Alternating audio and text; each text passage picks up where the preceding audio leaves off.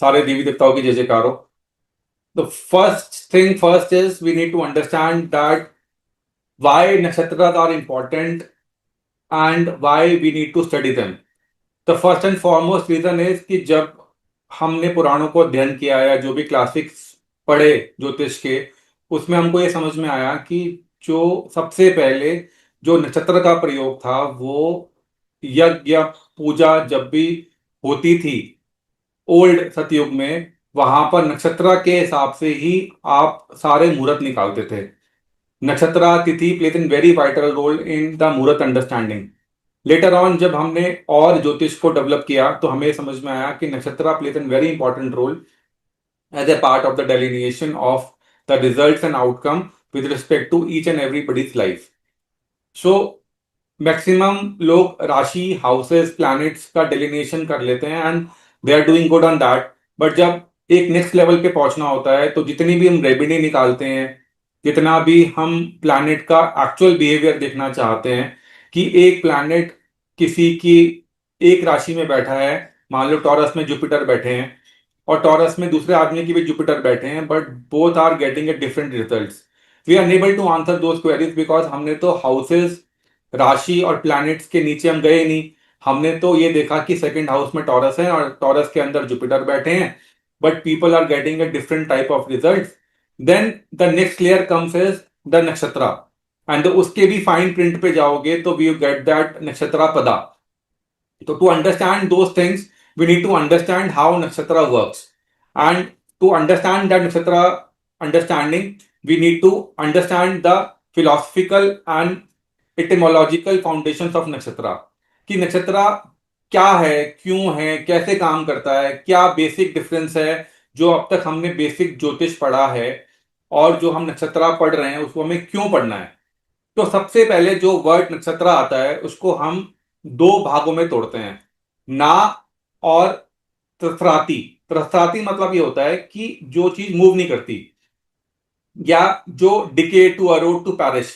तो जो total word का जो ब्रेकअप है वो ये है कि कोई जो चीज ब्रेक खराब नहीं होती, डिके नहीं होती, इम्पेरिशेबल है। तो अब इस अंडरस्टैंडिंग से हमने समझा कि नक्षत्र जो है वो इम्पेरिशेबल है, वो इतना बड़ा और इतना दूर और इतना इतना सशक्त है कि आप उसको डिस्ट्रॉय नहीं मान सकते। तो जब से संसार शुरू हुआ है तब से नक्षत्र हैं और जब तक ये संसार चलेगा जब तक नक्षत्र रहेंगे।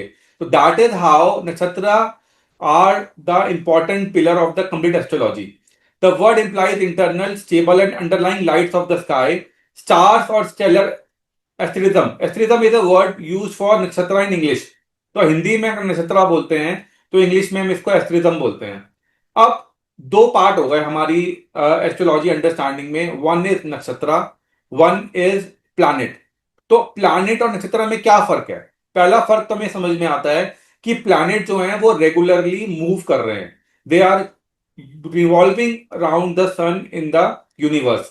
तो हम उनको मूविंग बॉडीज का एक टैगिंग देते हैं। बट नक्षत्र की जब हम बात करते हैं तो हम ये मान के चलते हैं कि नक्षत्र यूनिवर्स में फिक्स्ड हैं, वो जहां हैं वो वहां हैं।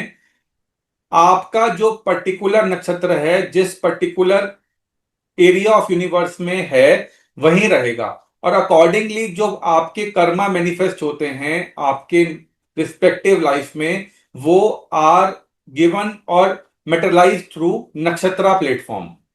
अगर मैं ये बात को समझूं कि जो लास्ट स्टेटमेंट मैंने दी कि हम कर्मा जो भी अपनी जिंदगी में भोगते हैं या करते हैं वो अगर नक्षत्र का देन है, तो दैट मीन्स कि हमारा जो भी आत्मा ने जन्म लिया है उसको जन्म लेने से पहले जो भी हमारे कर्मा हमें इस जीवन में भोगने थे या पूर्व जन्म के जो पुण्य और पाप को भोगना था as a part of the prarabdha, वो हमको नक्षत्र के माध्यम से मिलता है। तो nakshatra basically light of karma mind and soul है जो कि हमारी आत्मा पास करती है बिफोर टेकिंग द बर्थ। तो हम उनको क्या स्टार बोल सकते हैं? हाँ बोल सकते हैं, because stars are the basic understanding in terms of the, अगर मैं फिजिकल वर्ल्ड की बात करूं तो हाँ वो स्टार्स हैं, लेकिन हमारे लिए जब हम ज्योतिष की बात करते हैं तो वो हमारे लिए एक एनर्जी का सोर्स भी है। तो एनर्जी का सोर्स का मतलब क्या है कि हम हर नक्षत्र के साथ एक डिफाइंड एनर्जी को टैग करते हैं, जो कि हमारे ऋषियों मुनियों ने हमें बताया है। सिंस हम इस समय ज्योतिष पढ़ रहे हैं, जो कि हमारे ऋषि मुनियों ने यूनिवर्स से डाउनलोड किया था, तो जो भी ज्ञान नक्षत्र का अवेलेबल है वो ऋषि मुनियों द्वारा ही दिया गया है। हम ये बात मान के चलते हैं कि एज पर द माइथोलॉजी हम सबने पढ़ा है कि जो दक्ष प्रजापति थे उनकी 27 बेटियां थी और उन सबकी शादी मून से हुई थी। And this is how moon हर रोज एक अपनी रानी के पास जाते थे। तो 27 डेज में they go to each and every one as a part of the rotation. अब this marriage signifies the moon move through the warm of this feminine archetypes to experience the states of existence and karma. तो हम उसको अगर technically ज्योतिष के angle से समझें तो हम ये समझ पाते हैं कि जो आपका मून है या माइंड है, मून का हमने सबसे पहला जो वर्ड हमने मून के साथ मैप किया वो माइंड किया। अब माइंड जो है वो नक्षत्र के ऊपर से निकल रहा है। जैसे ही वो नक्षत्र में एंटर करता है तो वो जो एक्सपीरियंस करेगा अपना एग्जिस्टेंस और कर्मा, वो एक्सपीरियंस नक्षत्र अलग अलग होने की वजह से अलग अलग फाइन प्रिंट आपके माइंड के ऊपर आएगा। अगर मैं इसको इस तरीके से समझूं कि कैसे ये टाइम चक्र के हिसाब से चलता है या वैदिक टाइम कीपिंग के हिसाब से नक्षत्र का क्या अंडरस्टैंडिंग है, जो हमने लास्ट स्लाइड में पढ़ा था, तो हम ये बात समझते हैं कि टाइम जो हम वैदिक कॉस्मोलॉजी में मेजर करते हैं वो मून की मूवमेंट से करते हैं कि मून आज कौन से नक्षत्र में है। इसके हिसाब से पुरानी जितनी गणनाएं होती थी वो आज भी वैसे ही होती हैं। जो लोगों ने हाथ से कुंडली बनाना सीखा है उनको ये बात समझ में आती होगी कि देर आर बुक्स जहां पर हम नक्षत्र को बेसिक कंसिडरेशन लेके चलते हैं।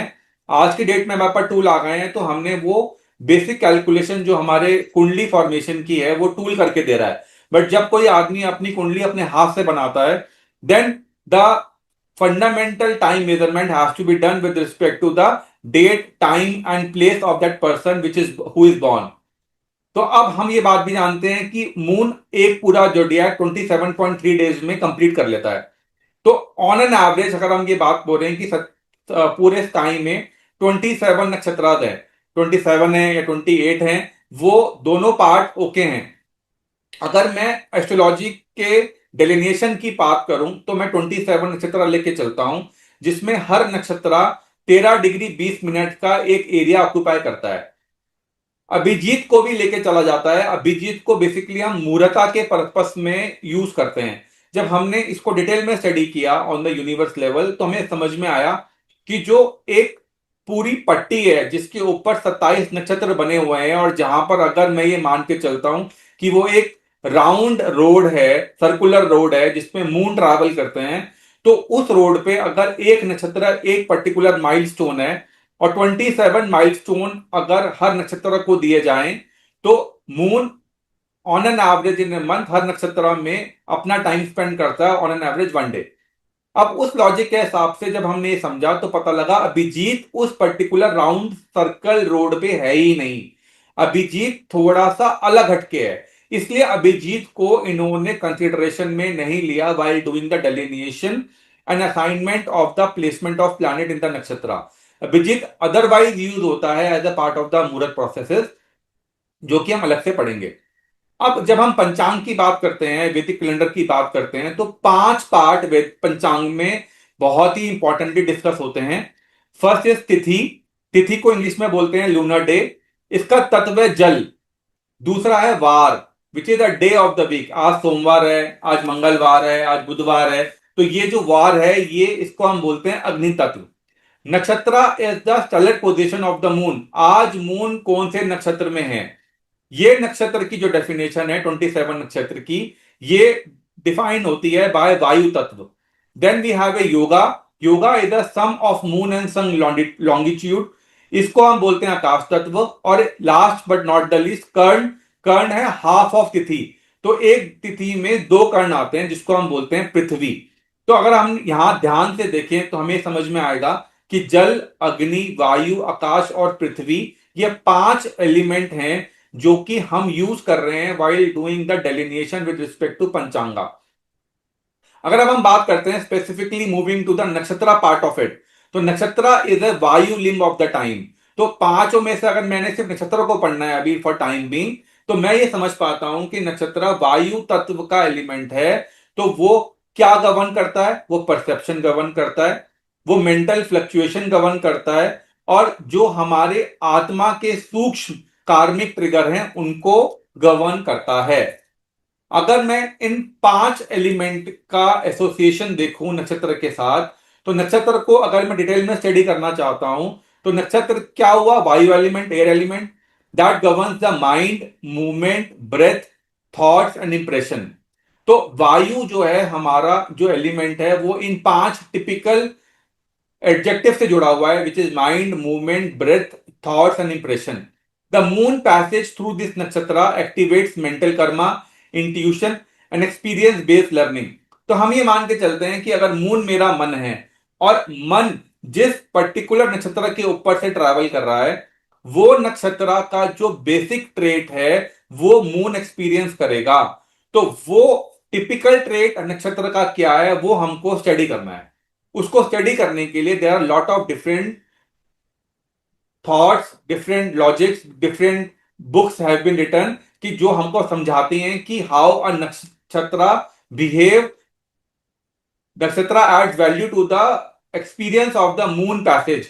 तो हमारे मन पे क्या प्रभाव पड़ेगा वो नक्षत्र डिसाइड करता है, and that is how we want to understand and study the nakshatra piece of it. तो अब अगर टेक्निकल भाषा को साइड रखें और ग्राउंड लेवल पे ऑन ए लेमन टर्म समझें, तो हम ये समझ के चलते हैं कि जो जीव है वो क्या फील करता है, क्या इमेजिन करता है, क्या उसको याद रहता है, क्या वो सफर करता है, वो सब हमारा मून या मन के माध्यम से आता है। और जो मन हमारा जिस नक्षत्र के अंदर ट्रैवल कर रहा होता है, वहां से वो एनर्जी या थॉट ड्राइव होता है। तो एक बहुत ही फेमस लाइन है, everything first happen in the mind before it actually becomes a reality. तो अगर हम ये बात सोचें कि आज अगर मुझे गाड़ी लेने का मेरा स्टैटिक प्रॉमिस फुलफिल होता है और दशा मिल रही है और ट्रांजिट फुलफिलमेंट आ रही है, तो अगर आप सबने ट्रांजिट का थोड़ा बहुत भी पढ़ा है, तो सबसे पहले हम शनि देखते हैं, फिर हम जुपिटर देखते हैं, फिर हम बुध देखते हैं, फिर हम सूर्य देखते हैं, फिर हम मंगल देखते हैं, फाइनली हम we land the last stage is moon. तो हम ये बात मानते हैं कि मून जो है final fulfilment of the desire को लेके आता है। तो आज मुझे कल कल गाड़ी लेना है, और आज मेरे रात को मन में एक सोच आ रही है, एक थॉट आ रहा है, वो थॉट मेरे मन में मून डाल रहा है, और मून के पीछे जो एनर्जी ड्राइव हो रही है दैट इज बेस्ड ऑन नक्षत्रा। ये अंडरस्टैंडिंग है नक्षत्रा की। जब हम ये बेसिक अंडरस्टैंडिंग करते हैं कि जो भी सोच मेरे दिमाग में आ रही है that is being driven from the moon movement in a specific nakshatra, and that how सोच जो आती है वही सोच मुझको ड्राइव करती है कुछ भी कार्य करने के लिए। एग्जाम्पल, मेरे को कल पार्टी करनी है, मेरे को एक ज्योतिर्लिंग पे घूमने जाना है, मुझे छुट्टी लेके रेस्ट करना है, मुझे कोई बड़ा इवेंट ले को मैच्योर करना है, मेरे को जिंदगी में कुछ भी नया करना है, वो जो सोच आ रही है ना, वो सोच आपके मन के अंदर चंद्रमा डालता है, और चंद्रमा के पीछे जो अंडरलाइंग एनर्जी है वो नक्षत्र की है। नाउ द सेकेंड पार्ट जो नक्षत्र के अलावा आपने अब तक पढ़ा वो है राशि। तो how we need to understand कि डिफरेंस क्या है राशि और नक्षत्र की बात करें, तो हाउ राशि इज डिफरेंट फ्रॉम नक्षत्र। तो राशि जब हमने पढ़ा, इसको समझा, तो वो एक आकाश तत्व है। अब इसको अगर और बेसिक एलिमेंट पे तोड़ा जाए, तो राशि इज ए कंटेनर और a background field for the soul. Rashi hold the grass like classroom where the karmas are delivered. तो बेसिकली हमने ये बात को समझी कि जब हमने राशि पढ़ी थी कि एक पर्टिकुलर एरिया को कंफाइन कर दिया, उसमें हमने एक राशि का पेंट कर दिया, जो भी राशि के सिग्निफिकेशन हैं, कारक तत्व हैं, वो उस पर्टिकुलर एरिया ऑफ रूम में रिफ्लेक्ट होंगे। अब जब ये पूरा का पूरा जो फंडामेंटल हमने रूम बिल्ड कर दिया, वो हमने थिएटर बना दिया। ये वाला टॉपिक भी हमने जब पहले पढ़ाई करी थी तो हमने समझा था कि हाउ थिएटर वर्क्स। अब how nakshatra works, nakshatra is कि जो आपका प्लैनेट उस पर्टिकुलर राशि में as a actor play out कर रहा है, उसके इंटरनल मन में क्या चल रहा है, how it the planet is experiencing on the soul level internally, that is being defined through nakshatra. तो अगर मैं इस बात को समझूं कि अगर राशि एक क्लासरूम या थिएटर है, तो नक्षत्र वो एक इनर एलिमेंट है जो कि हमारा पर्टिकुलर प्लैनेट या जो हमारा पात्र है जो थिएटर पे काम कर रहा है या एक्ट कर रहा है, वो कैसा फील कर रहा है। अब इसको और डिटेल में समझे जाएं तो हम ये समझते हैं कि तत्व जो है वो 5 तरीके के हैं, जो हमने अभी लास्ट टू लास्ट स्लाइड में पढ़ा कि अग्नि, जल, वायु, पृथ्वी, आकाश। इसको हमने इंग्लिश में लिख दिया for the people who don't understand Hindi, fire, water, air, earth and space and ether. अब इसका भी हमने पढ़ लिया कौन सा पंचांग का लिंग उनसे जुड़ा हुआ है। अब how that thing is being materialised in our life वो हम समझें तो अग्नि हमें देती है विटालिटी एंड एक्शन, जल हमें देता है इमोशन एंड रिलेशनशिप, वायु हमें देता है माइंड, परसेप्शन एंड मूवमेंट, पृथ्वी हमें देती है स्टेबिलिटी एंड ग्राउंडिंग, एंड जो आकाश है वो देता है हमें स्पिरिचुअल कनेक्शन और फील्ड। तो नक्षत्र जब ये वायुलिंग की बात करता हूं तो ये ब्रेथ ऑफ द टाइम है, the mind of the time है, and it is the movement of the time जो कि जिसकी वजह से चीजें या इवेंट हैपन होता है आपकी जिंदगी में। तो जब हम तत्व लेवल पे जाकर ज्योतिष को समझते हैं तो ये 5 जो मैंने आपके लिए दो दो टिपिकल सिग्निफिकेशन एक एक पर्टिकुलर तत्व के दिए हैं, ये आपको डिफाइन करने में हेल्प करते हैं कि how my planet will be acting जब वो एक अग्नि तत्व की राशि में होगा या एक जल तत्व की राशि में होगा तो कैसे बिहेव करेगा। तो हमने इस बात को भी पहले समझा था कि अगर कोई प्लैनेट खुद अग्नि तत्व का है और किसी जल तत्व की राशि में जाता है तो वो कैसे बिहेव करेगा। तो अकॉर्डिंगली वो एक राशि लेवल पे था, जब हम उसको और नीचे लेके जाएंगे तो हम ये बात को समझेंगे कि जो हमने भी लास्ट सेंटेंस बताया, everything first happens in the mind before it comes to physical reality. क्या मतलब है इस बात का? बात का मतलब यह है कि जब एक प्लैनेट नक्षत्र के के ऊपर से जाता है, स्पेसिफिकली अगर हम मून की बात करें क्योंकि मून कारका ऑफ माइंड है, तो वहां पर एक मेंटल इंपल्स डेवलप होता है विद द एनर्जी ऑफ नक्षत्र, जो कि नक्षत्र इनबिल्ट करता है मून के अंदर, जो हमारी परसेप्शंस को, हमारे डिजायर को, हमारी मेमोरी को, हमारे मेंटल एजिटेशन को, क्लैरिटी को ट्रिगर करती है। तो जो भी सोच मेरे दिमाग में डेवलप हो रही है, दुख का भाव, सुख का भाव, जेलसी का भाव, कुछ लेने का भाव, कुछ देने का भाव, जो भी मेरे मन में सोच आ रही है, जो भी मैं सोच रहा हूं किसी भी कार्य को करने से पहले, वो सोच डेवलप होती है मन के द्वारा, और वो जो एनर्जी जो मन के द्वारा हमारे मस्तिष्क में आ रही है, that is being given by नक्षत्र। अब इसका मतलब हम ये बात को सही से समझ रहे हैं कि जो फंडामेंटल है आपके नक्षत्र का वो हो गया कर्म एक्टिवेशन। क्योंकि हर आदमी अगर जीवन में कार्य करने के लिए आया है और जो भी कार्य वो करता है अपनी जिंदगी में, अगर वो प्रारब्ध से लिंक है, तो अब जब मन में कोई विचार आएगा तभी वो विचार फाइनली कर्मा के रूप में फुलफिलमेंट की तरफ जाएगा। तो इसका मतलब है कि अगर मैं नक्षत्र की बात करूं तो हमारा नक्षत्र का प्राइमरी रोल क्या हो गया कि मेरे कर्मों को एक्टिवेट करने का, जो भी कार्य मुझे जिंदगी में करना था वो उस पर्टिकुलर लास्ट स्टेप पे हमारे मन में विचार देने के लिए नक्षत्र के थ्रू हमारे दिमाग में आ गया। एग्जाम्पल हमने क्या दिया कि मून अगर मूल नक्षत्र में है तो कहीं ना कहीं there that can bring deep rooted fears और सबकॉन्शियस ट्रॉमा, क्योंकि मूल नक्षत्र जो है वो that energy comes through that particular fear and trauma understanding.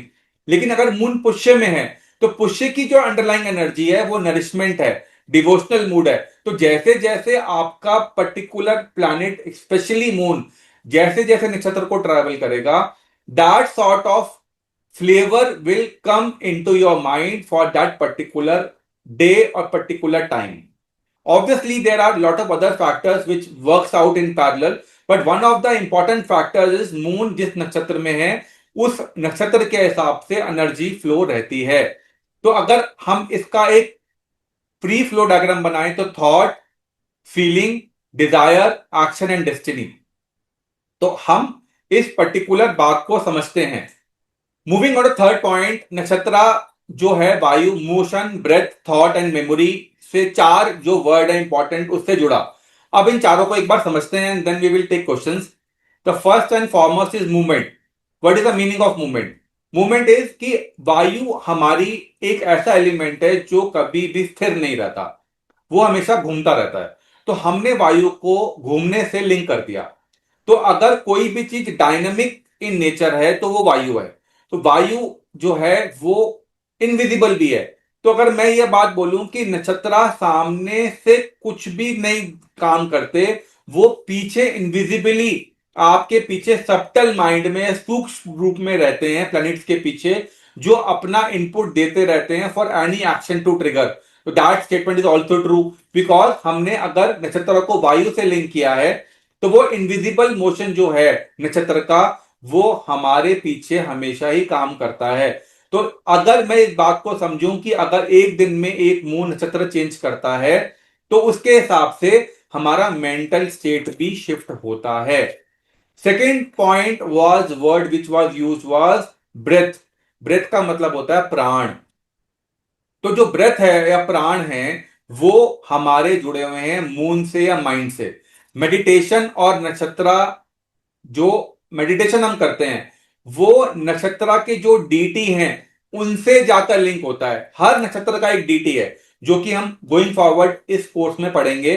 तो जब आप एक पर्टिकुलर नक्षत्र में मेडिटेशन करते हो तो आप उस दिन की जो डेटी की एनर्जी है उसके साथ भी लिंक करते हो। तो जब हम, इफ यू रिमेंबर, हमने एक पॉडकास्ट शुरू शुरू में एक हर नक्षत्र का एक शुरू किया था, अंडरस्टैंडिंग लेना। उसमें हम रोज ये करते थे कि आज हमको ये कार्य करना चाहिए। क्यों करना चाहिए? क्योंकि उस डीटी की एनर्जी के साथ अगर हम वो कोई कार्य करते हैं तो वो कार्य ऑटोमेटिकली फ्रक्टिफिकेशन की तरफ जाता है इन ए पॉजिटिव नोट। तो जनरली जो योगी होते थे वो मंत्र साधना रिस्पेक्टिव नक्षत्र के हिसाब से करते हैं। क्योंकि अगर हम किसी भी नक्षत्र के हिसाब से जो भी साधना करते हैं, अगर वो डेटी के रूप में गॉड तक जा रही है तो उसका जो फल है वो फल हमको सही तरीके से मिलता है। Third is thought and mental waves. तो थॉट इज अगेन जो हमारी वृत्ति होती है, जो हमारा इंप्रेशन होता है, जो हमारे मन में स्टोर होता है। उस मन की सोच से जब हम कुछ भी सोच को डेवलप करते हैं, that is being triggered through nakshatra. तो नक्षत्रा एक्टिवेट करता है वो इंप्रेशन जो मेरा मन या मेरे चित्त पे होते हैं। एग्जाम्पल मैंने क्या लिया कि मान लो अश्लेषा नक्षत्र है। तो अश्लेषा नक्षत्र जो है वो इमोशनल मैनिपुलेशन या इंस्टिंक्टिव डिफेंस को शोकेस करता है। और मघा जो है वो आपकी प्राइड, थ्रोन बेस कर्मा या हमारे पूर्व पूर्वज से जो हमको मिलता है as a part of the ancestral legacy, उसको रिप्रेजेंट करता है। तो रिस्पेक्टिव नक्षत्र के हिसाब से आपका जो प्लैनेट उस पर्टिकुलर नक्षत्र में होगा या मून ट्रैवल करेगा उसके तरीके से चीजें डेवलप होंगी। ऑब्वियसली अभी it is very difficult to relate, but ये इंपॉर्टेंटली जानना जरूरी है कि अल्टीमेटली हम क्या समझने की कोशिश कर रहे हैं कि फंडामेंटली जो हमारा मून ट्रैवल कर रहा है और जो हमारी सोच डेवलप हो रही है वो ऑटोमेटिकली पीछे इंप्रेशन से आ रही है, जो इंप्रेशन है that is given by nakshatra. Last but not the least, जो हमारी मेमोरी और इंप्रेशन है, संस्कार है, जो हमारी आत्मा सूक्ष्म रूप में ट्रैवल करती है। हम जब पूजा करते हैं शुरू में हम ये स्टेटमेंट देते हैं कि हमने पिछले जन्म में जो भी ज्ञान लिया है वो ज्ञान हमें इस जीवन में प्राप्त हो। वो जो ज्ञान हमें सूक्ष्म रूप से जो हमारी आत्मा लेके आई है, हमें जब वो मिल रहा है वो आ रहा है थ्रू नक्षत्र। जब भी ये नक्षत्र हमारा मून नक्षत्र में ट्रैवल करता है तो हमारी जुड़ी हुई पास्ट मेमोरीज ट्रिगर होती हैं और वो अनकॉन्शियसली ट्रिगर होती हैं। अब वो मेमोरीज के हिसाब से हमारे जो मन में जो एक बेसिकली जो भावना आती है, वो भावना इमोशनल हो सकती है, एनर्जी की हो सकती है, डर की हो सकती है, डिवोशन की हो सकती है। वो वैरी करती है उस अंडरस्टैंडिंग के हिसाब से। आपका आपका रोज जो बिहेवियर है वो चेंज होता है। ओवर टू द क्वेश्चंस, निधि। तो दो क्वेश्चंस हैं। एक तो आपने बोला कि भी जैसे क्योंकि ये नक्षत्र वायु तत्व है और मून जहां जहां पे ट्रैवल करता है, तो उस हिसाब से हमारे थॉट्स और हमारे इमोशंस वो बनते हैं। तो my question here is कि भी I understand that the emotions are formed this way, but मतलब the thoughts are triggered this way. But how do we relate to this to individual horoscopes? मतलब अभी आज एक कोई नक्षत्र में मून है, तो हमारे मतलब वो नक्षत्र की जो जनरल थीम है वो is around in the air. ठीक है। तो उसी बेसिस पे जैसे हम लोग जो मतलब जो हमारे ये न्यूज़पेपर में या टीवी में वो आते हैं राशिफल या जो भी आते हैं कि भाई आज का भविष्यवाणी और ये सब, तो वो उसी बेसिस पे बनता होगा obviously. But now my question is how do we relate to this too, क्योंकि नक्षत्र मतलब मून तो सबके लिए एक ही नक्षत्र में ट्रैवल कर रहा होता है एक ही टाइम पे।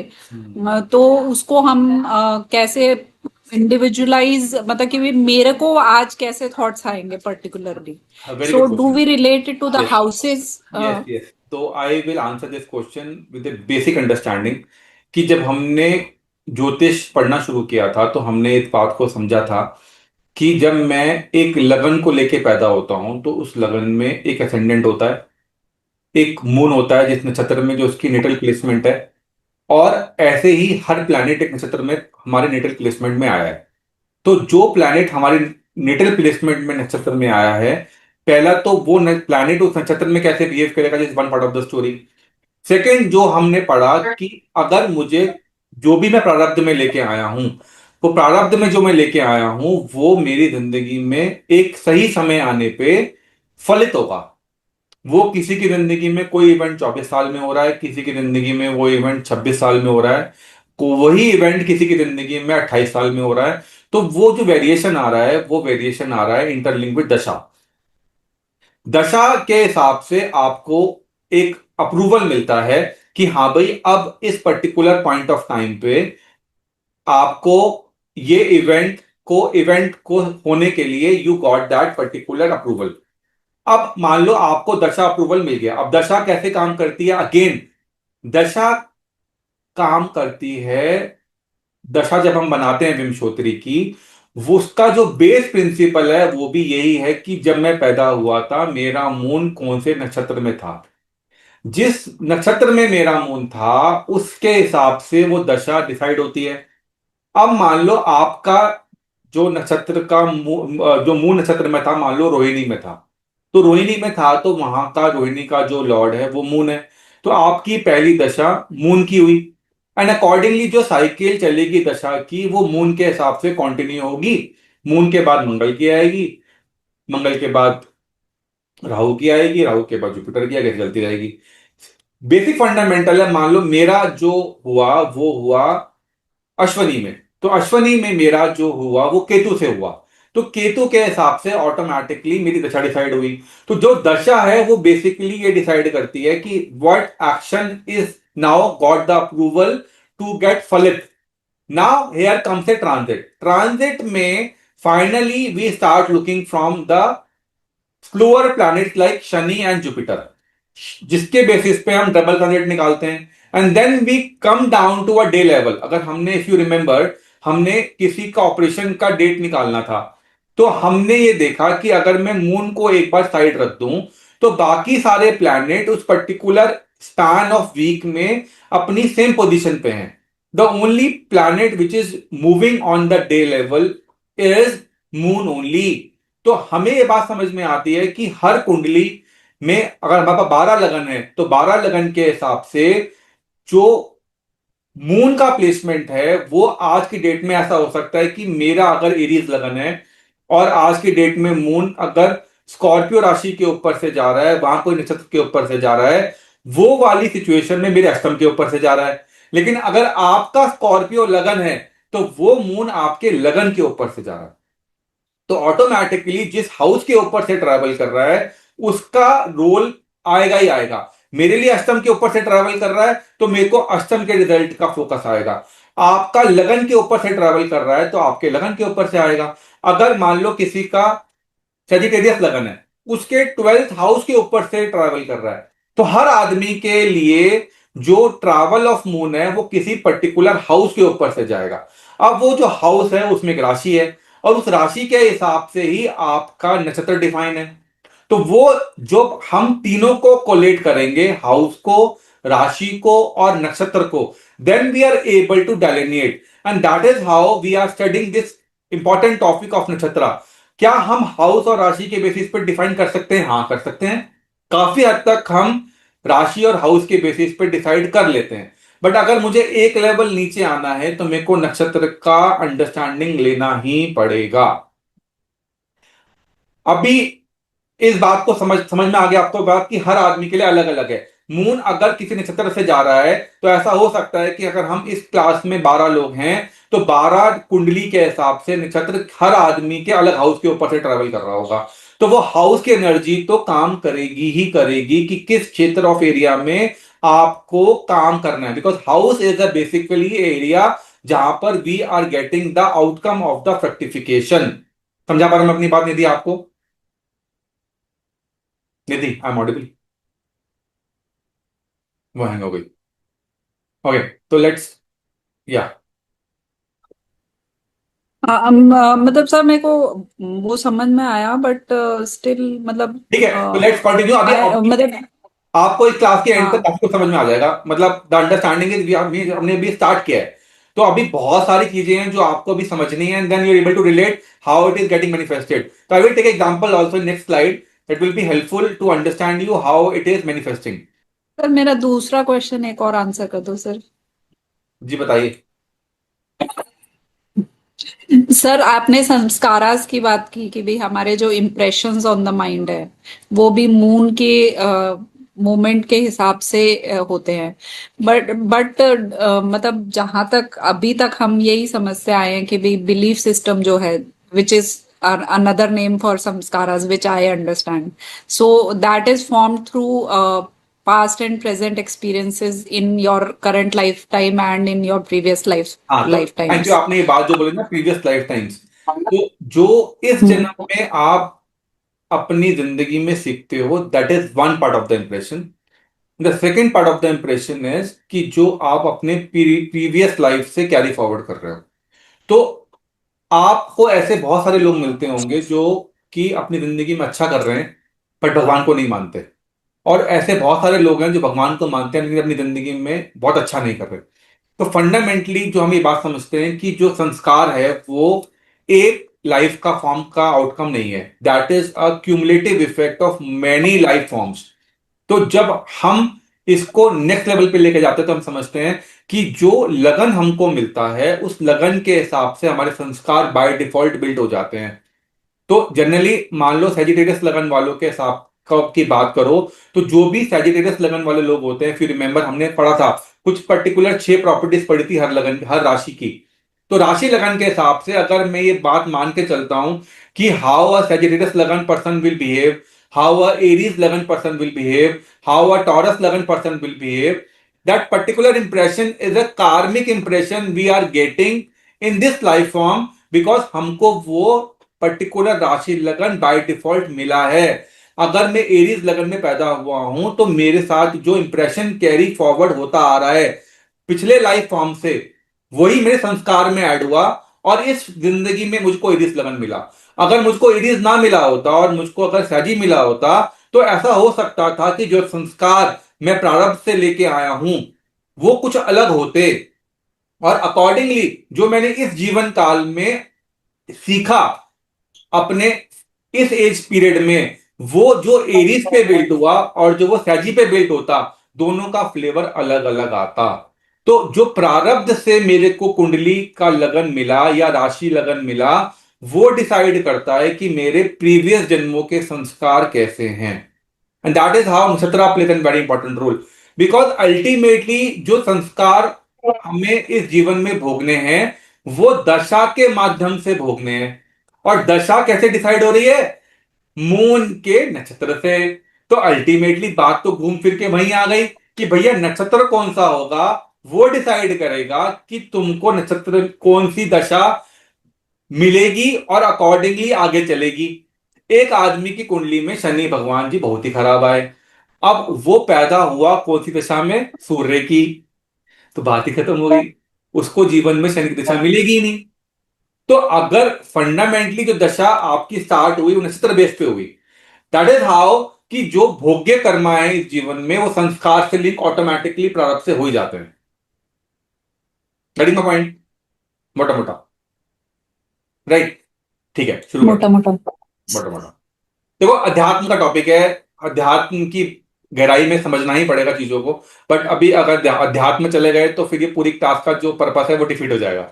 इसलिए वी आर फोकसिंग ऑन कि एटलीस्ट हम अपने उससे भी स्टिक रहें। So moving to the next slide. अब जो राशि है वो बेसिकली एक कंटेनर है, हमने इस बात को समझ लिया। अब कितनी राशि हैं? 12 राशि हैं। तो हमारे पास कितने कंटेनर हो गए? 12। हमने राशि का जो मूलभूत, अगर हम कोई भी क्लासिक बुक उठा के पढ़ते हैं, सबसे पहला जो राशि का बाइफर्केशन है या क्लासिफिकेशन है वो धर्म अर्थ काम मोक्ष के पैटर्न पे डिफाइन है कि मेरी राशि कौन सा धर्म का एंगल लेके बैठी है, अर्थ का लेके बैठी है, काम का लेके बैठी है, मोक्ष का लेके बैठी है। तो जो भी मेरे को लगन राशि मिली है वो राशि डिफाइन करती है कि मेरा धर्म त्रिकोण कौन सा बनेगा, अत्रिकोण कौन सा बनेगा, काम त्रिकोण कौन सा बनेगा और मोक्ष त्रिकोण कौन सा बनेगा। अगर मैं एनालॉजी को समझूं तो राशि है stage where the karma is being played out, और नक्षत्र है जो इंटरनल स्क्रिप्ट और डायलॉग है जो एक्टर के माइंड में चल रहे हैं। तो जो ग्रह है वो एक्टर है, जो उसके मन में स्क्रिप्ट चल रही है, जो डायलॉग डिलीवरी उसको करनी है, वो नक्षत्र का रोल है। और राशि है जो स्टेज जहां पर कर्मा प्ले आउट होगा। तो अगर इस दो सेंटेंस को आप समझोगे, the rashi tells us where the actor is, actor कहां है, क्या काम करने वाला है, but nakshatra tells the role he is playing and what emotion he is feeling while doing that act. तो जितना डिफरेंस इन दोनों स्टेटमेंट में है वही डिफरेंस है आउटकम ऑफ राशि एंड आउटकम ऑफ नक्षत्र। होप मैं इस बात को समझा पा रहा हूं आप लोगों को, राइट? ये बात समझ में आ रही है दोस्तों कि क्या मैं बोलना चाह रहा हूं, कि राशि और नक्षत्र का जो डिफरेंस है वो कितना बड़ा है। राशि एक फ्लेवर दे रही है स्टेज पे कि मैंने स्टेज पे क्या फ्लेवर बिल्ड किया ताकि वहां पर ग्रह आकर एक्टिंग कर सके। और नक्षत्र वो है कि ग्रह जो प्लेयर है या जो हमारा किरदार है वो जो प्ले आउट कर रहा है उसका डायलॉग डिलीवरी क्या है, उसके मन में क्या इमोशंस चल रहे हैं, वो इस समय क्या एक्टिंग करके क्या डिलीवरी देने वाला है। तो बहुत ही डिफरेंट सॉर्ट ऑफ अंडरस्टैंडिंग है while अंडरस्टैंडिंग द राशि आउटकम्स एंड अंडरस्टैंडिंग द नक्षत्र आउटकम्स। मूविंग ऑन, इसको डिटेल में समझने के लिए हम इसको ऐसे समझते हैं कि नक्षत्र और राशि को अगर हम कंबाइन करें तब हम आउटकम निकालते हैं। तो अगर मैं ये बात बोलूं कि अगर दोनों को कंपेयर करूं तो दोनों के एलिमेंट को समझते हैं कि अगर मैं नक्षत्र का एलिमेंट की बात करूं तो वो वायु है, हमने बात करी। राशि का आकाश तत्व है, governs mind thoughts perception and breath, जो हमने पढ़ा डिटेल में लास्ट टू लास्ट स्लाइड में। जो राशि है वो है फील्ड ऑफ कर्मा, जहां पर एक्शन होगा इस पर्टिकुलर स्टेज के ऊपर। आपने कभी भी कोई अगर नाटक देखा हो, नाटक में आप ये नोट करेंगे कि नाटक में मल्टीपल टाइम पे पूरा का पूरा पीछे का एनवायरनमेंट चेंज कर देते हैं। वही स्टेज है, उस स्टेज पे कभी जंगल आ जाता है, कभी नदियां बहती हैं, कभी सब कुछ क्लियर होकर एक राज सिंहासन आ जाता है। तो if you ever seen a natak on the stage show, you are able to relate what I am trying to say, कि जो वहां पर सामने एनवायरनमेंट बिल्ड कर रहा है वो डायरेक्टर, उसको राशि बोल रहे हैं। और जो प्लेयर आकर यहाँ, जो एक्टर आके जो परफॉर्म करके जो डायलॉग डिलीवरी कर रहा है, उसके पीछे जो स्क्रिप्ट है वो हमारा नक्षत्र प्ले आउट कर रहा है। एक्शन लेवल पे वो इंटरनल सबटल और मेंटल एक्टिवेशन है, और जो राशि है वो external visible and situational understanding है जो हमको दिखती है। व्हाट नक्षत्र predicts mood, memory, reaction, trigger जो हमारी जिंदगी में आते हैं ये पर्टिकुलर 4 सिग्निफिकेशन, लेकिन जो राशि प्ले करती है कि हम क्या रोल प्ले कर रहे हैं, क्या धर्म है, क्या अर्थ है, क्या हमारा लाइफ पाथ है, उससे लिंक करती है राशि हमारे को। मेटाफोर क्या है? Mental software and structural hardware. तो ये दोनों अलग अलग बातें हैं कि mental software is played by nakshatra completely, और जो राशि प्ले कर रही है वो स्ट्रक्चरल हार्डवेयर है। When we talk about the using jyotisha, तो ज्योतिष के अंदर हम जब प्रिसीजन लेवल पे लेके जाते हैं या इमोशनल टाइमिंग को या दशा को मॉनिटर करते हैं, तो नक्षत्र का रोल प्ले आउट करता है। अगर मुझे राशि चार्ट में भाव की स्ट्रेंथ, प्लैनेट की स्ट्रेंथ को नापना है, तो मैं राशि से देखता हूं। तो nakshatra govern experience, what you go through, feel and carry. Rashi govern expression, where and how that experience manifest. This is important 2 lines जो आपको समझनी बहुत जरूरी है। मैं फिर से समझाता हूं, कोशिश करता हूं समझाने की, कि अगर आप एक एक्टर हो या प्लैनेट एक एक्टर है, वो प्लैनेट क्या गो थ्रू कर रहा है, क्या फील कर रहा है, क्या एनर्जी कैरी कर रहा है, that is being driven from नक्षत्र एनर्जी। और वो जो राशि में ट्रैवल है, राशि में ट्रैवल कर रहा है, राशि में प्लेस्ड है, वहां कौन से एरिया ऑफ लाइफ में और कैसे उस एक्सपीरियंस को मैनिफेस्ट करेगा, वो दिखाता है मेरा राशि का एनवायरमेंट। अब हम बात करते हैं हाउ दैट अंडरस्टैंडिंग ऑन राशि एंड नक्षत्र एक्चुअली वर्क्स आउट। तो अगर मैं अपने पूरे 360 डिग्री जॉडियक को ब्रेक करूं, तो मैं ये बात मान के चलता हूं कि वहां पर 12 राशि हैं और 27 नक्षत्र हैं। तो यानी कि टोटल अगर पूरा प्लेटफॉर्म सर्कुलर मोशन में 12 राशि का है, जिसको हम सोलर डिवीजन बोलते हैं। तो ये नया वर्ड है आपके लिए, राशि को हम सोलर डिवीजन बोलते हैं और नक्षत्र को हम लूनर डिवीजन बोलते हैं। इसलिए कई बार आपको नक्षत्र का एक नया वर्ड भी मिलेगा, which is called lunar mansions. तो lunar mansion is a word also being use for नक्षत्र।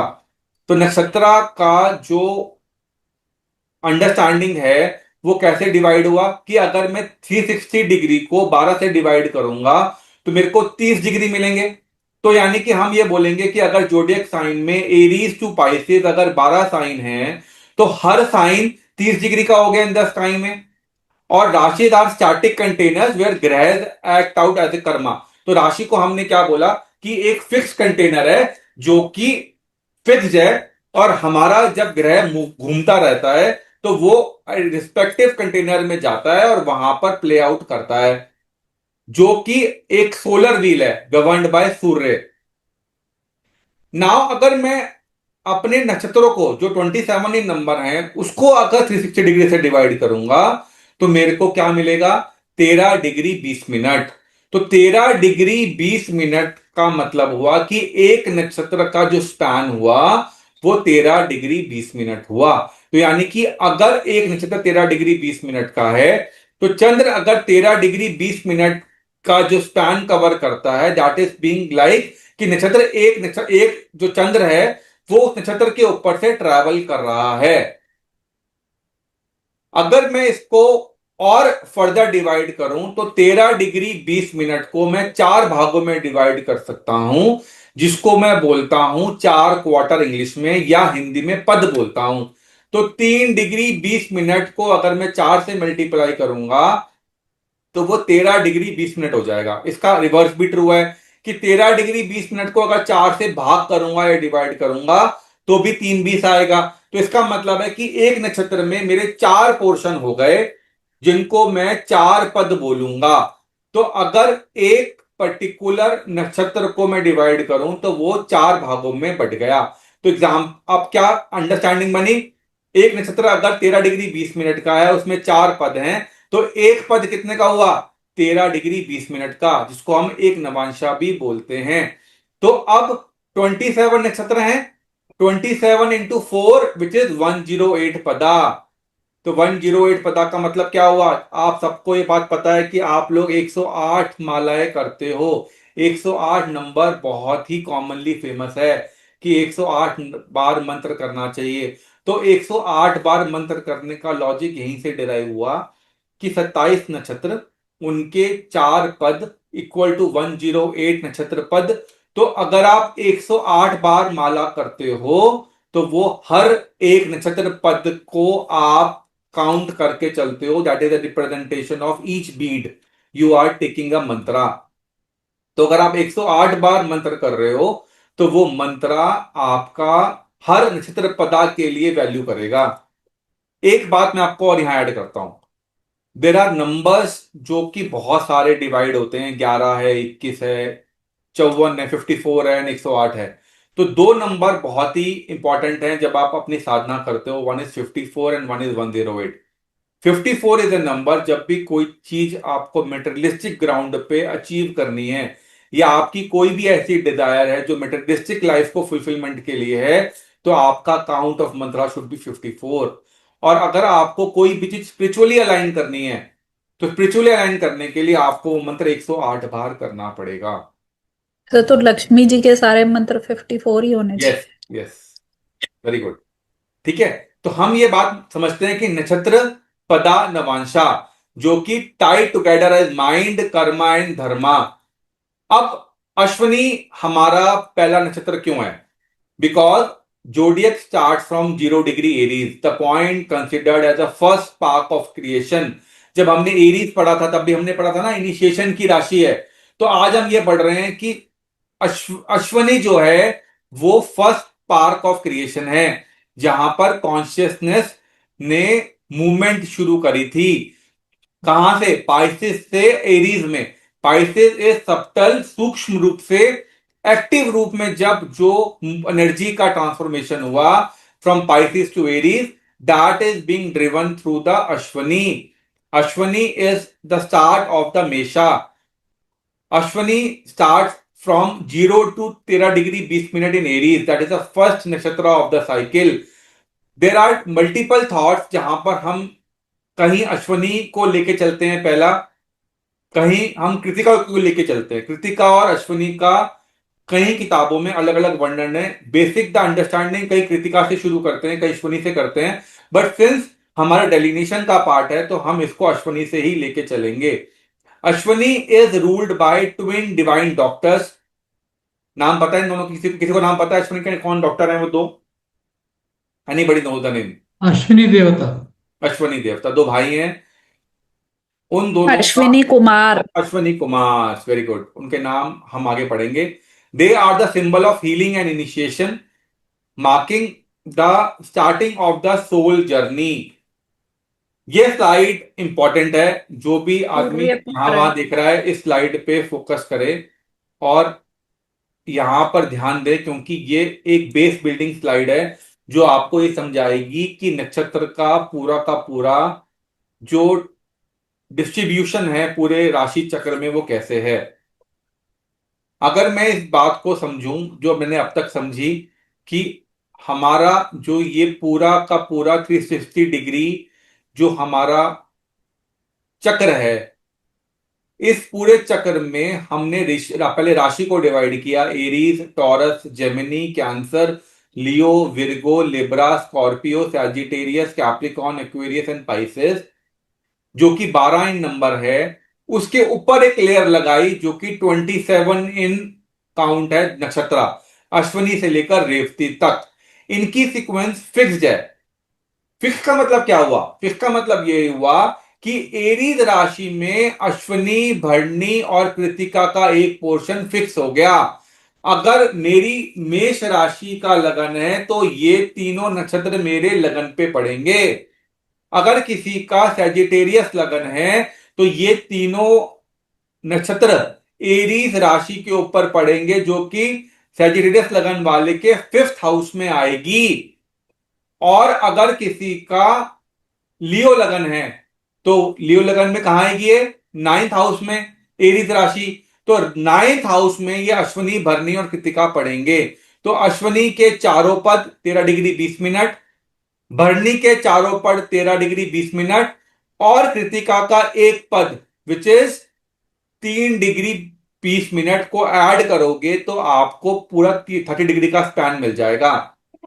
इसको यहां समझते हैं। अब देखो, एक राशि 30 डिग्री की है, एक नक्षत्र 13 डिग्री 20 मिनट का है, तो यानी कि दो नक्षत्र पूरे अगर मैं ऐड करूंगा तो वो क्या बनेंगे?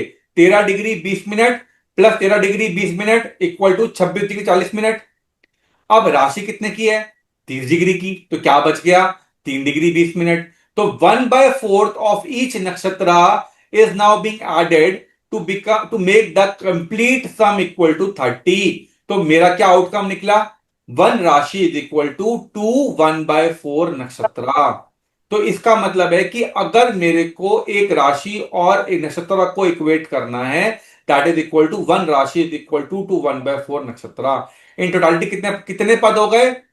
4 इसके अश्वनी के, 4 भरणी के यानी 8, और एक कृतिका का 9। तो यानी कि हर राशि में 9 नक्षत्र पद आएंगे।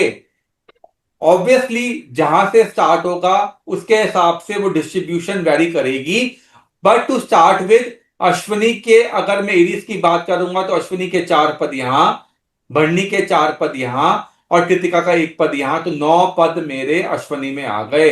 अब अगर मैं टॉरस पे जाऊंगा तो एक तो जा चुका था एरीज में, तो कितने बचे कृतिका के? 3। 3 बचे कृतिका के, 4 रोहिणी के, तो यहां कितने होंगे? 2। टोटल 9 हो गए मेरे टॉरस में। इस तरीके से ये रोटेशन चलता जाएगा। इसकी डिटेलिंग हम नेक्स्ट स्लाइड में पढ़ेंगे। तो अगर मैं एग्जांपल इरिस का जो मैंने अभी लेके बताया आपको, वही मैंने यहां पर लिखा है। अश्वनी 0 से 13-20 में पड़ेगा फुल नक्षत्र। भरणी 13-20 से 26-40 पड़ेगा फुल नक्षत्र। कृतिका पड़ेगा 26-40 से 30, ओनली वन पदा।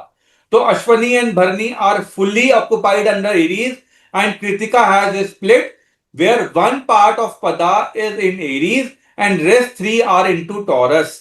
This is how the division of nakshatra happens across the board. किसको कोई डाउट है तो अभी आप पूछ सकते हो। हाँ जी मैम, निधि मैम।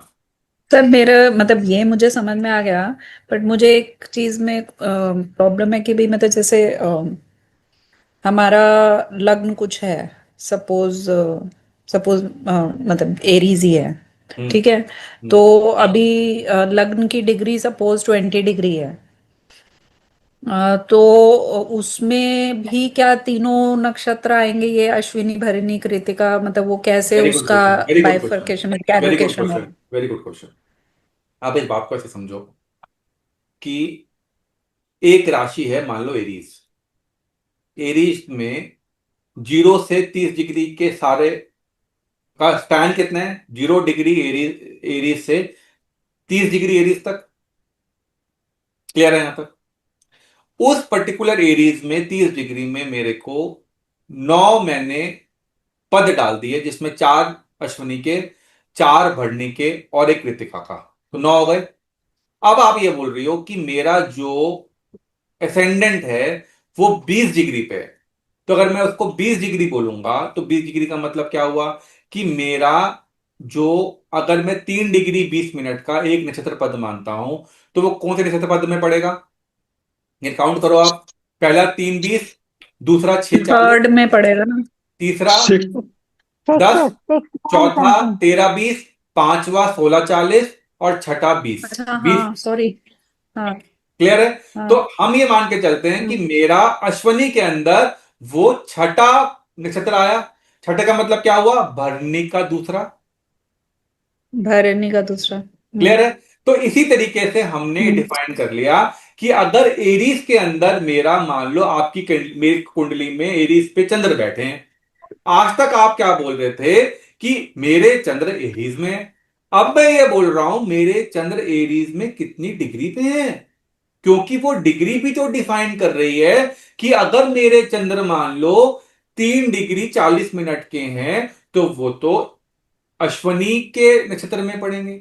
अगर वो 16 डिग्री 18 मिनट के हैं तो वो भरणी में पड़ेंगे। और वो अगर 28 डिग्री 20 मिनट के हैं तो वो कृतिका में पड़ेंगे। तो ऑटोमेटिकली जो अंडरलाइंग एनर्जी है अश्वनी भरणी कृतिका की, वो अपना रोल तो प्ले करेगी करेगी। बट अभी तक हम इसको नहीं देख रहे थे। हम ये देख रहे थे कि मेरा चंद्र एरीज में है। अब सेकंड पॉइंट, अगर मान लो मैं ये बोलूं कि आपको 4 केस देता हूं।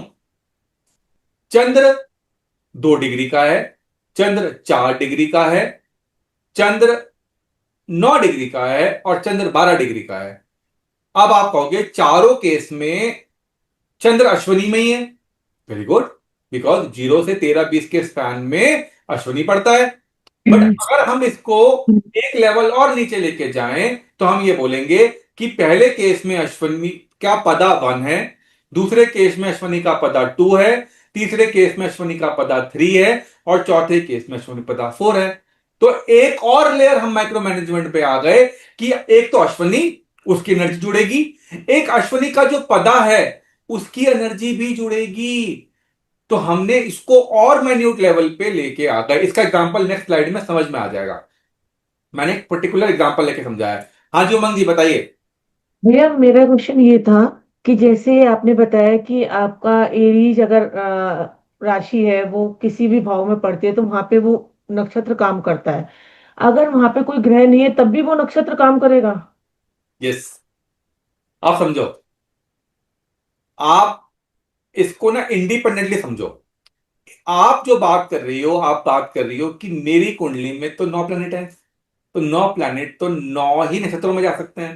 जी, मुझे यही लगता है कि जहाँ और जहाँ प्लैनेट होगा वही नक्षत्र काम करेगा। और हमने बात शुरुआत कहां से करी थी कि चंद्र जिस नक्षत्र में ट्रैवल करता है वहां की एनर्जी ड्राइव होती है। इसका मतलब क्या है? इसका मतलब यह है कि ट्रांजिट की जो मूवमेंट है प्लैनेट्स की, वो भी नक्षत्र बेस्ड एनर्जी को सोखती है और अपने कार्य को डिलीवर करती है। तो दो अलग अलग पैटर्न है। One is your natal chart understanding, one is the planet hovering over the particular nakshatra. हम क्या बोलते हैं, आपने सुना होगा ना, एक पुष्य योग होता है। वो कब आता है? जुपिटर जब पुष्य के ऊपर से ट्रैवल करते हैं। Getting my point? तो हमने क्या बोला, प्लैनेट मेरी कुंडली में जुपिटर कहीं भी हो, लेकिन अगर जुपिटर जब पुष्य के ऊपर से ट्रैवल करेंगे तो पुष्य योग आएगा। That is a good day to do some specific deeds. Are you with me? ठीक है, तो हम ये बात को पैरेलल में लेकर चलते हैं कि जो प्लैनेट आसमान में यूनिवर्स में ट्रैवल कर रहा है वो भी, और जो मेरी नेटल कुंडली में है वो भी, दोनों अलग अलग हैं, तो दोनों की एनर्जी मैनिफेस्ट अलग अलग लेवल पे होगी। मूविंग ऑन, ये अंडरस्टैंडिंग मैंने आपके लिए बनाई है। इसको आप जब समझोगे तो आपको बात एक बार में समझ में आएगी कि अगर मून आपका ट्रैवल कर रहा है जोडियक में, तो ऑन एन एवरेज वो 1 डे पर नक्षत्र ट्रैवल करता है, completing the full cycle in 27.3 days. This movement creates daily mental shift and is the basis of तिथि based ritual, मुहूर्ताज, नक्षत्र दशा सिस्टम। तो 3 इंपॉर्टेंट मैंने आपको यूज केस बताए कि अगर मुझे कोई भी तिथि लेवल पे रिचुअल करना है अपना धर्म का, वो भी उस एंगल से काम करता है। जितने भी मुहूर्त निकलते हैं विच इज कॉल्ड इलेक्शनल एस्ट्रोलॉजी, वो भी काम करती है कि मून कौन से नक्षत्र में है आज, और जो व्यक्ति जन्म लेता है उसके हिसाब से उसकी दशा भी डिफाइन करती है। तो ये फ्लो चार्ट है जो हमने लास्ट स्लाइड का कंपाइल किया है। 360 डिग्री स्काई में 12 राशि, 30 डिग्री ईच राशि 2.5 to 1/4 नक्षत्र, 27 नक्षत्र, एक नक्षत्र जो है 13 डिग्री 20 मिनट का, हर नक्षत्र 4 पद का है, 3 डिग्री 20 मिनट का, हर पदा को एक नवांशा बोलते हैं। तो moon travel 1 nakshatra per day, that is defining my emotional weather system कि मेरे मन पे क्या चल रहा है। अब इंपॉर्टेंट पॉइंट जो यहां पर आपको समझना है वो ये है कि जो प्लैनेट आपने अभी पूछा क्वेश्चन, उसका आंसर यहां मैं देता हूं आपको कि मेरे नेटल चार्ट में जो प्लैनेट बैठा है जिस पर्टिकुलर राशि में और जिस नक्षत्र में, उसका आपको कार्मिक प्रिंट मिलता है, जो कि मेरी माइंड और सोल की रेयर है, वो कैसे ड्राइव होगी।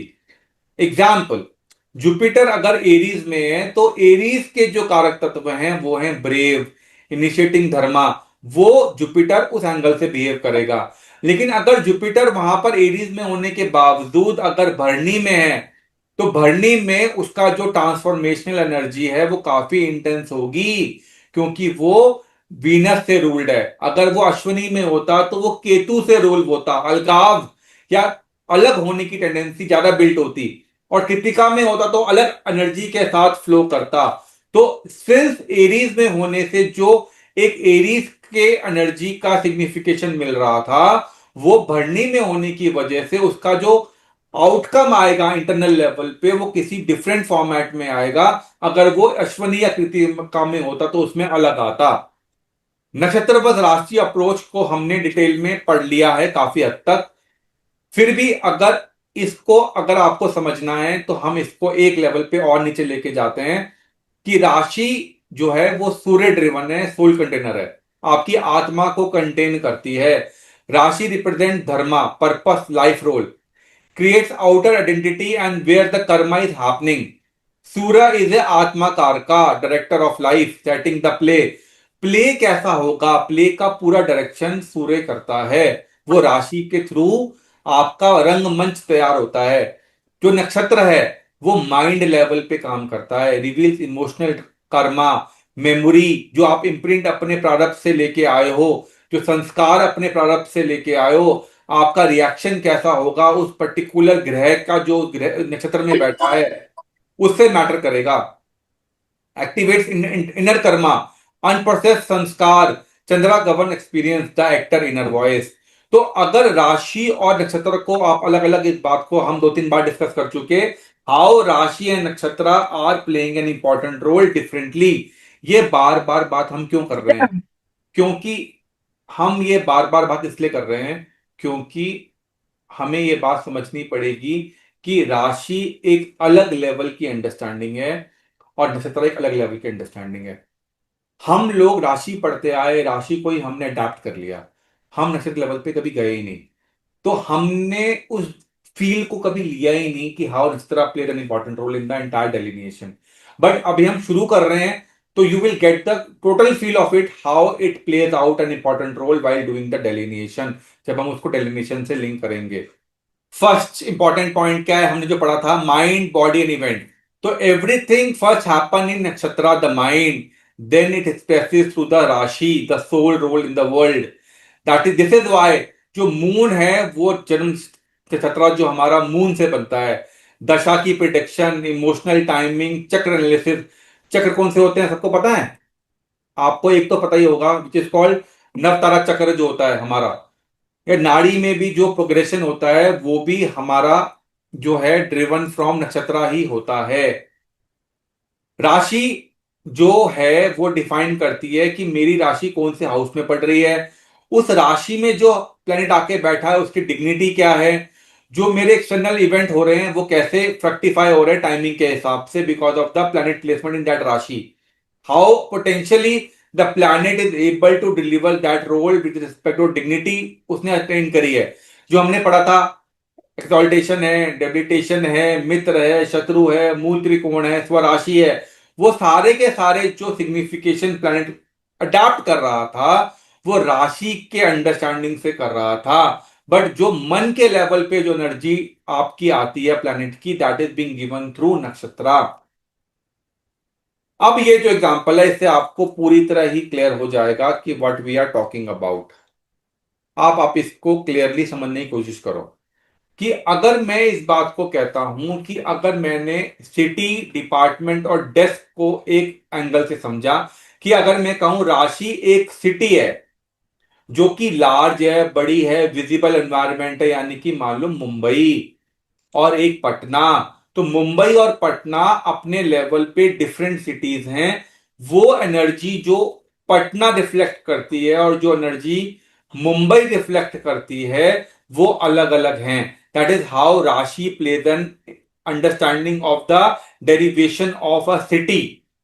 When we come to a nakshatra level पे हम ये बात करते हैं कि उस सिटी में हम कौन सा एरिया में रह रहे हैं। अगर मान लो मैं मुंबई की बात करूं, मुंबई के लिए Nidhi can give better example, Nidhi is living in Mumbai, कि मुंबई में दो अलग अलग एरिया के नाम बताओ जो अपने आप में टोटल डिफरेंट है निधि, जिनका एनर्जी हम, जैसे मैं अगर दो अलग अलग एरिया के नाम लेता हूं तो उनके एनर्जी आप नाम सुनते ही बता सकते हो कि वहां का माहौल कैसा होगा। Can you take example for us for Mumbai? Bandra और कांदिवली। तो can you help us to explain how Bandra and Kandivali differs in the manifestation of somebody? मैं एक नॉन मुंबईयन हूं, मेरे लिए मुंबई एक सिटी है जो एक एनर्जी को रिफ्लेक्ट करती है. Now you being in Mumbaian, you understand better how a Bandra and Kandivali reflects a different nature. Can you help us to understand how a person living in Bandra and person living in Kandivali reflects the energy? Dharavi ले लो, धारावी. कोई भी ले लो, So कोई भी ले लो, anything. Bandra is basically Bandra is full cosmopolitan, पूरा crowd है वहां पे. मतलब वैसे ट्रेडिशनली इट इज लाइक कि भाई वहां पे क्रिश्चियन कम्युनिटी ज्यादा है, बट अभी बहुत कॉस्मो हो गया है. शाहरुख खान का बंगला और मतलब जितने भी बिग स्टार्स हैं सब कुछ, सलमान खान, सब सब वहीं रहते हैं. एंड इट इज लाइक मतलब द पार्टी प्लेस एंड मतलब एकदम हाई फाई. और मतलब अगर हम सबर्ब्स की बात करें, कांदिवली इज लाइक टोटल पूरा कंप्लीटली गुज्जू क्राउड है. तो या so that is a major So, difference. अब मान लो कि अगर मेरे को शहर चेंज करना था, I am a Delhi guy, I need to choose between Bangalore and Mumbai. So there are total different energy of Bangalore, total different energy of Mumbai. तो that is the first and foremost thing कि मेरी जो बेसिक रिक्वायरमेंट है city की selection में, वो मुंबई है या बैंगलोर है. Because both are giving me a different sort of experience on the rashi platform. But अगर मैंने मान लो मुंबई सेलेक्ट कर लिया, तो मुंबई में now I have a different areas जो कि मेरी रिक्वायरमेंट के हिसाब से मैं फुलफिलमेंट में चाहता हूं. तो if I have selected a Rashi, suppose Mumbai, then Kandivali will give me a different experience altogether as compared to Bandra. Are you with me guys? समझा पा रहा हूं अपनी बात आप लोगों को? Yeah. Right? Now, going deep, कि अब अगर एक एरिया आपने पकड़ा, मान लो, कौन सा पकड़ रही हो आप? कोई पकड़ो, एक पॉश इलाका पकड़ो, निधि आप कोई. साउथ बॉम्बे. साउथ बॉम्बे. अब साउथ बॉम्बे में भी is a big kilometre range area. South Bombay में भी there are different segments of societies. Carter Road. हाँ, मतलब अब वहां पर जो आप सबसे बड़ी सोसाइटी कौन सी है जो सबको पता है उस पर्टिकुलर एरिया में, साउथ मुंबई में? Navy Nagar. Getting my point? Carter Road. Carter Road. Anil ये मुकेश अंबानी का. हाँ. नहीं नहीं, मैं पूछ रहा हूँ, मान लो मुझे रहना है as a newcomer to Mumbai. Carter road is a area. It's नहीं, not a road, it's a agri area. Agri, मैं बोल रहा हूँ, मान लो I want to choose an apartment for me to live in. So south Mumbai में भी there are different segments of apartments जहां की कॉस्ट ऑफ लिविंग अलग अलग हो सकती है. और वहां उस सोसाइटी का जो अपना एक्सपीरियंस है as a close with society, CUG की सोसाइटी, वो भी अलग अलग हो सकता है. Fair point. That is being represented by pada. तो आप समझो कितना डिफरेंशियल अंडरस्टैंडिंग आ गया कि मेरा experience as a city Mumbai and Bangalore, then I am talking of a Bandra और कांदीवली और Carter road, then I am talking about कि मैं काटर रोड पे भी अगर 4 सोसाइटी हैं तो चारों में हर सोसाइटी का अपना एक अलग फ्लेवर है. तो जैसे जैसे आप नीचे आते जाओगे आपको एक डिफरेंट फ्लेवर मिलेगा. अब मैं मुंबई में रहता हूं, मैं काटर रोड पे रहता हूं, बट मेरी सोसाइटी अगर ए है तो मेरा एक्सपीरियंस अलग होगा.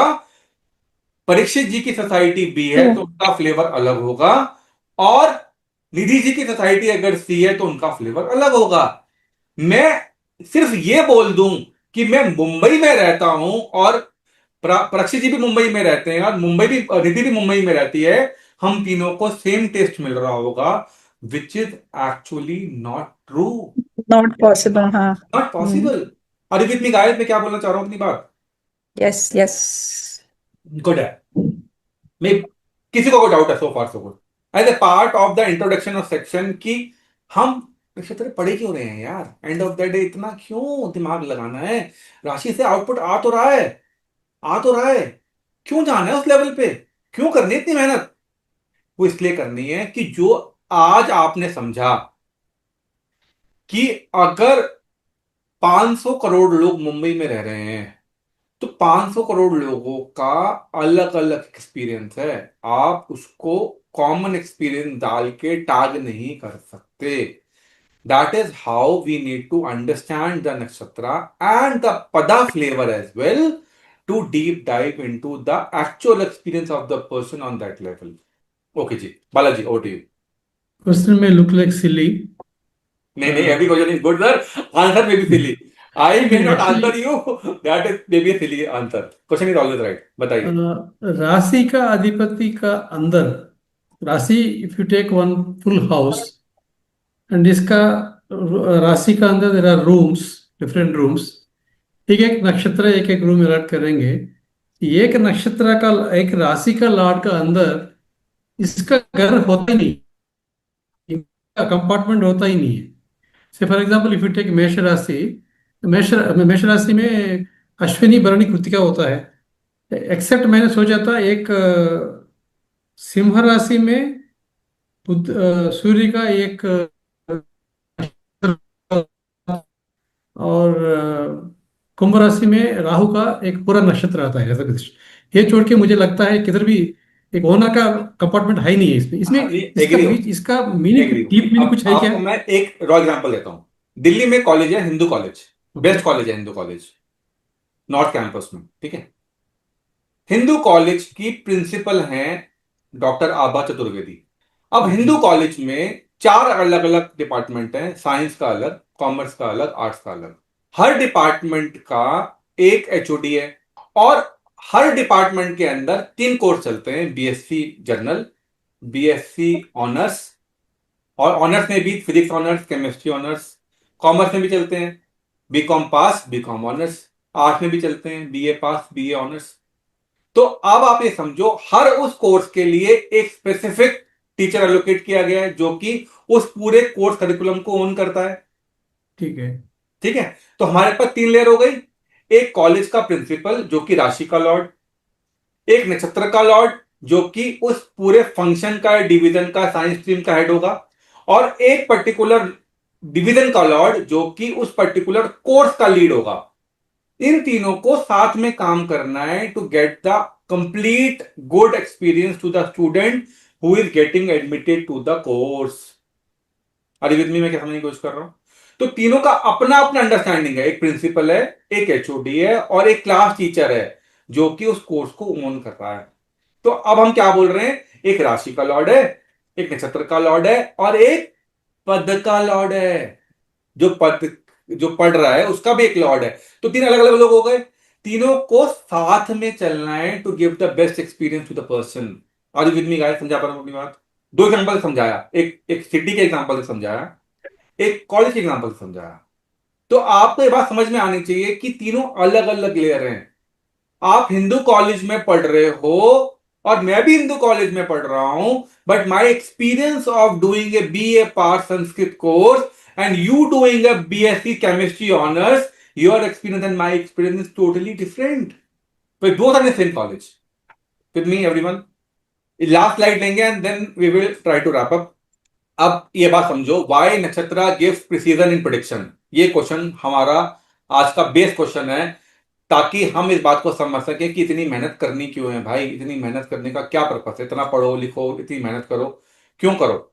तो ये बताता है slide, Nakshatra must be used when moving from general chart reading to a specific life changing prediction. राशि 30 डिग्री की है, नक्षत्र 13 डिग्री 20 मिनट का है। राशि 12 है, नक्षत्र 27 है। एलिमेंट यहाँ सोल लेवल पे है या माइंड लेवल पे है। इट गवर्न्स हाउस प्लेसमेंट, ये गवर्न करता है आपका कर्मा, रिएक्शन, इमोशनल अंडरस्टैंडिंग। ये स्ट्रक्चरल प्रिडिक्टिव पावर है, ये psychological and event based predictive power है। ये D1 चार्ट में सिर्फ प्लेसमेंट आती है राशि की। नक्षत्र लेवल को आप मून चार्ट, दशा स्टार, ट्रांजिएंट इंपैक्ट सब में कंसिडर करते हो। दैट इज हाउ मेक्स नक्षत्र मोर इंपॉर्टेंट देन राशि।